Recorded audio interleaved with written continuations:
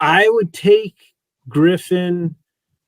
I just can't get past the fact that he might be a 30-30 guy who could be a plus shortstop or a gold glove center fielder. I do think the Pirates really like Konnor Griffin.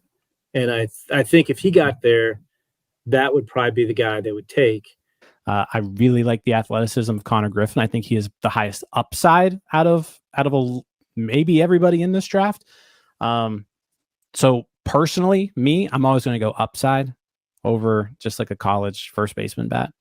So yeah, Konnor Griffin, I think, is like my realistic pick right now.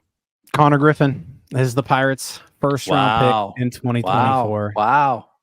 They're getting a guy that has really good upside at the 9th overall pick. So I don't know if you can be mad about it. And Jim Callis told us they've been in on him for a while. So they seem to really like him. And when he fell to him, apparently the Pirates jumped all over it because that pick came in pretty quick. It's the guy I would have picked. You can see how oppo-oriented most of his contact is. Yeah. And to me, that's scary, especially in high school. Just from being wrong about players, you know, I've learned that this is a little bit of a red flag that when you start to have these high school players who can't pull the ball at all, what are they going to do against big league velocity? And so here's like Konnor Griffin playing with Team USA in Asia at the end of 2023. And you can see like he's open. And then when when he's loading, look at where the barrel of his bat is pointed toward us. We can see the cutout of his bat, from the center field camera. And yeah, it is like very late.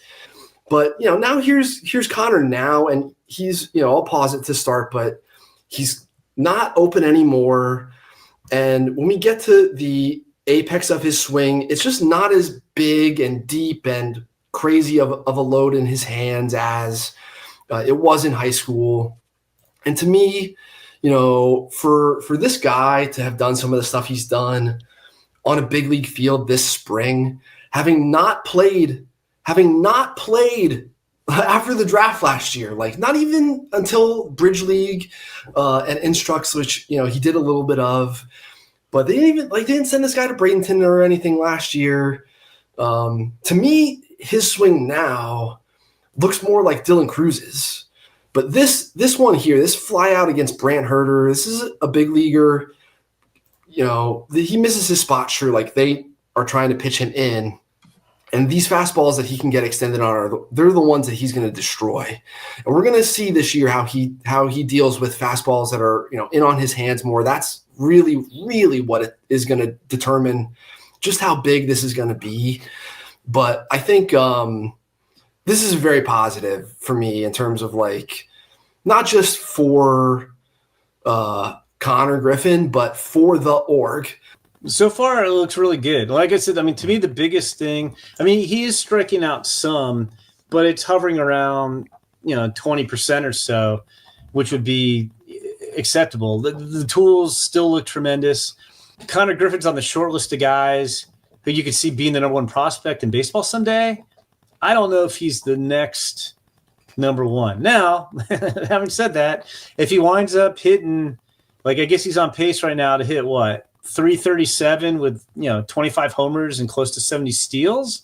Maybe I'll change my tune if he keeps that up all season. But no, he's been spectacular. On top of that, Roman Anthony officially no longer a prospect. Tyler, you know what that means?